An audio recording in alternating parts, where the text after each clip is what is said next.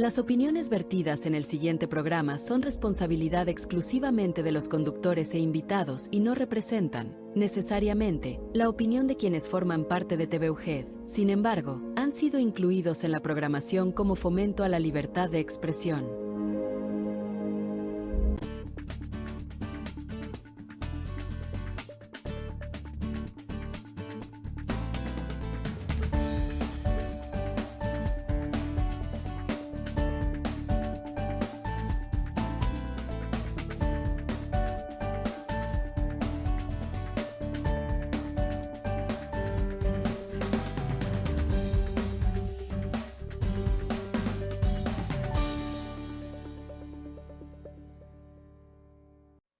Hola querido público, bienvenidos una vez más a Respuesta Joven. El día de hoy les traigo el tema de la clasificación de los divorcios. En nuestro Código Civil del Estado de Durango están previstos 4 tipos de divorcios. El divorcio administrativo, el divorcio necesario y el divorcio por mutuo acuerdo. Esos 3 divorcios fueron los que más se estuvieron dando, o sea, más se empezaron a incrementar más los divorcios en estos 3 temas y fueron los más, un poquito más litigiosos de poder sobrellevar. Es por esa razón de que se crea una cuarta figura legal en materia de divorcio, que es el divorcio incausado. Y estas 4 clasificaciones de divorcio, todas están previstas, a excepción del divorcio incausado, en el Código Civil del Estado de Durango. ¿Por de qué trata cada uno de estos tipos de divorcios? Voy a empezar por el divorcio de mutuo acuerdo. En esta clasificación del divorcio de mutuo acuerdo, se da cuando ambos consortes están de acuerdo en el divorcio, están de acuerdo en la disolución del vínculo matrimonial y están de acuerdo en la guardia y custodia de sus menores hijos y en la repartición de las propiedades, de los bienes que hayan contraído dentro del matrimonio. Siempre y cuando pues hayan contraído. Si no han contraído bienes en el matrimonio, entonces no hay nada que discutir ahí. Simplemente es el divorcio por mutuo acuerdo y la guardia y custodia de sus menores hijos. Ese es el divorcio por mutuo acuerdo y ambos están de acuerdo de redactar un convenio. Lo más fácil es ir a un convenio y que ese convenio suba a categoría de cosa juzgada y se pueda redactar una sentencia favorable para ambas partes. Ahora bien, si no están de acuerdo con el divorcio y los consortes tienen distintas pretensiones, o bien no están de acuerdo con el divorcio o hay algún motivo por el cual se tengan que divorciar, está el divorcio necesario. El divorcio necesario está previsto en el artículo 263 del Código Civil del Estado de Durango, que nos habla de la clasificación de los motivos por los cuales uno de los consortes busca el divorcio. ¿Y cuáles motivos pudieran ser? El código prevé infidelidad, violencia física, violencia psicológica, violencia hacia los menores hijos o abandono del hogar. Asimismo, hay más razones para querer buscar el divorcio, pero estos son los más comunes. Es difícil o un poco complicado poder demostrar si hay alguna razón o algún motivo por lo cual buscan el divorcio. Es por esa razón de que con los avances de la ciencia y la tecnología se han empezado a implementar el uso del teléfono celular para obtener pruebas, pero siempre y cuando no vayan contra la moral. ¿Cuáles pudieran ser las pruebas que van en contra de la moral? Que se haya revisado el correo electrónico sin el consentimiento, que se hayan robado fotografías del teléfono celular sin el consentimiento, o bien audio, video o fotografía que vayan en contra de la moral. Todas esas pruebas se podrán desechar y no podrán ser admitidas como tal. Por eso tienen que ser pruebas que no vayan en contra de la moral de las personas. Entonces, como pruebas, pudiera ser la confesional de su contraparte y la testimonial,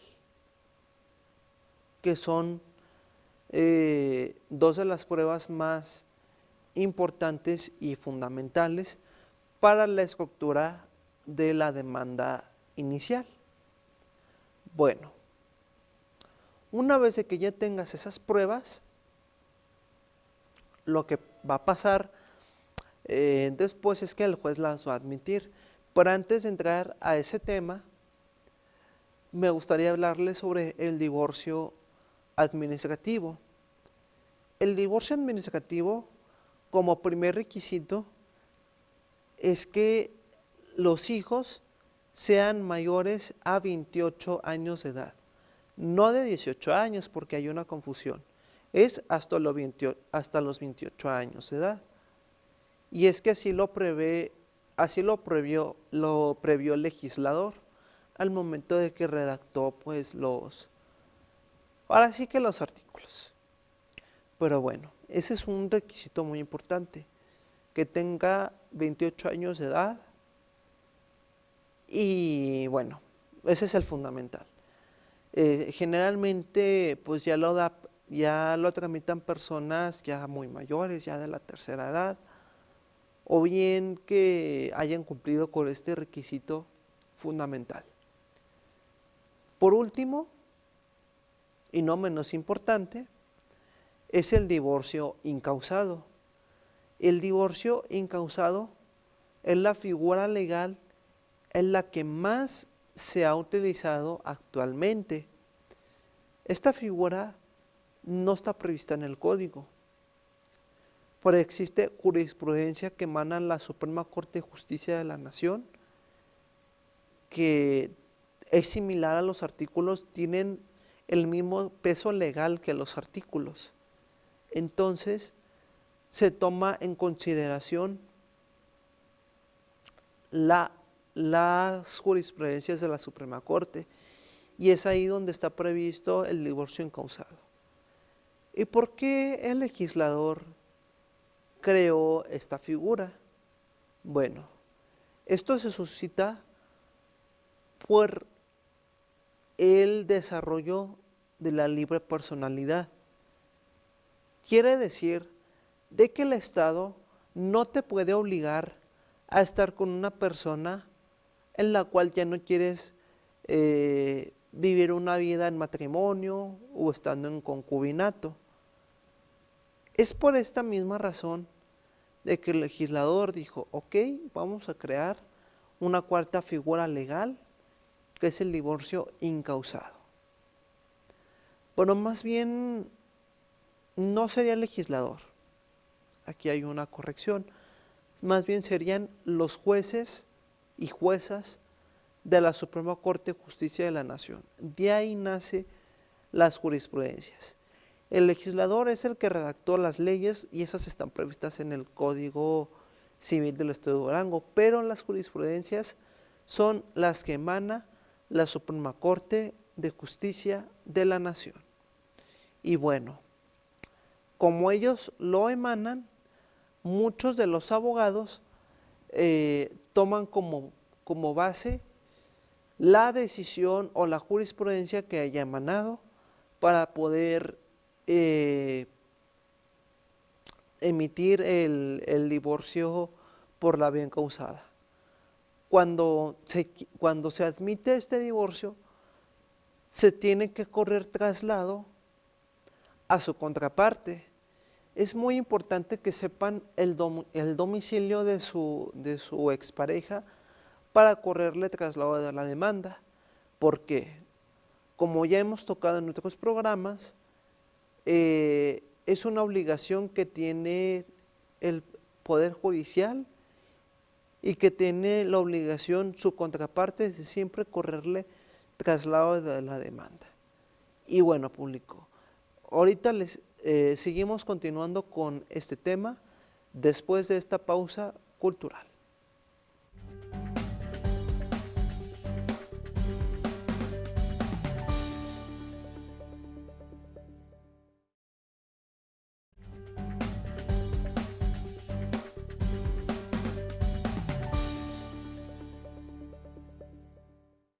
Continuando con nuestro tema de las clasificaciones de los divorcios, nos habíamos quedado en el divorcio encausado, en el que el legislador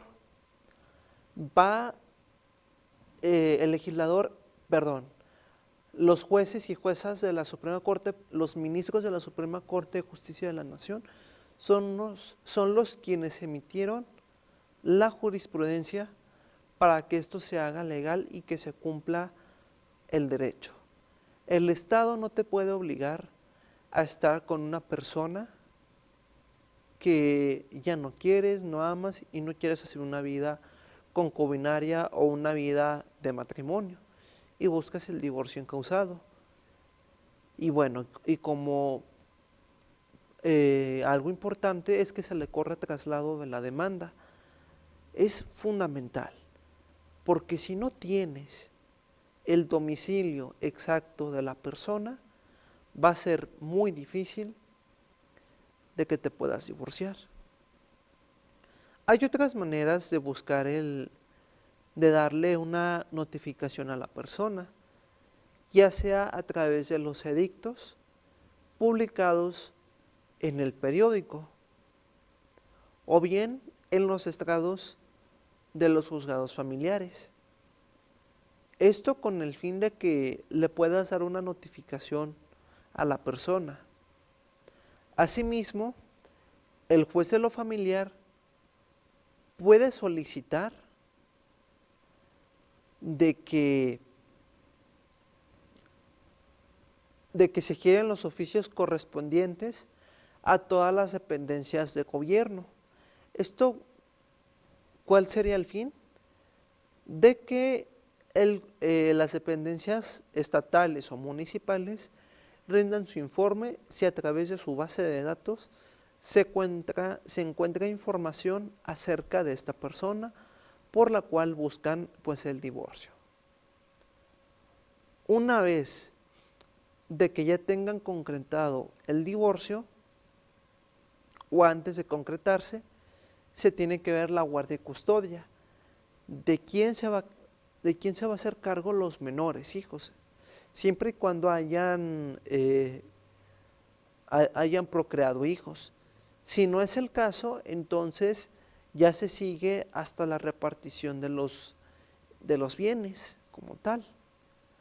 En la repartición de los bienes entrarán todos los bienes, muebles o inmuebles, que se hayan contraído durante el matrimonio. Hay una teoría que la gente dice mucho, no es cierta. Es aquella en que también las herencias entran. Pues no entran, porque viene de una herencia. O bien, antes de que hayan contraído matrimonio, reciben la herencia familiar. Si es el caso, entonces la herencia no cuenta dentro de la sociedad conyugal. Es por esta misma razón de que las esposas o esposos no tienen derecho a la herencia de su contraparte. Y bueno, esto es muy importante y fundamental de que pues ustedes lo sepan, de que las herencias no entran en la repartición de los bienes, ni tampoco entran los bienes que se hayan contraído antes de contraer nupcias. A fuerza tiene que ser bienes que hayan contraído mientras estuvieron casados. En caso de que hayan contraído hijos, uno se va a tener que hacer cargo de la convivencia, de la vestimenta, del cuidado de sus menores hijos. Porque si no es el caso, entonces a través del SECOFAM y del DIF estatal se podrán solicitar el retiro temporal o definitivo de sus menores hijos. Para esto se les puede hacer pruebas psicológicas con el fin de saber si están aptos o si están aptas para la crianza de sus menores hijos. Si no es el caso, entonces el procedimiento sigue su manera normal y formal. Cuando el abogado defensor redacte la demanda, la va a tener que entregar a la oficialía de partes. Esto con el fin de darle vista al tribunal y al juzgado en turno. Es muy importante tener presente las pruebas confesional y testimonial como anteriormente mencionamos. El acta de matrimonio que nos fungiera como prueba de que estuvieron casados y las actas de sus hijos. Como dato interesante,